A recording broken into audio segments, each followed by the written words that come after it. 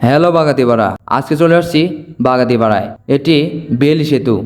নাটোরের বাগাতিপাড়ার গালিমপুর এলাকার বড় নদীর উপর নির্মিত এই বেইলি সেতু 1995 সালে 12 ফেব্রুয়ারি জনসাধারণের জন্য উন্মুক্ত করে দেওয়া হয় বেইলি সেতুটি। এরপরে 2005 সালে মে মাসের কালবৈশাখীতে সেতুটি হেলে পড়ে। তখন এক সপ্তাহের জন্য সব ধরনের যান চলাচল নিষিদ্ধ করা হয়। পরে সড়ক ও জনপথ বিভাগ থেকে সংস্কার কাজ শুরু করা হয়। এরপরে 20 টনের অধিক ভার বহনকারী যান চলাচল নিষিদ্ধ আরোপ করা হয়। আবারও 2013 সালের দিকে পাটাতনের প্লেট মুচড়ে ধরে নষ্ট হয়ে পড়ে। এতে সেতুটি আবারও যান চলাচলে ঝুঁকিপূর্ণ হয়ে পড়ে। সংস্কার কাজ শেষে আবার 5 টনের অধিক ভার বহনকারী যান চলাচল নিষিদ্ধ করে দেওয়া হয়।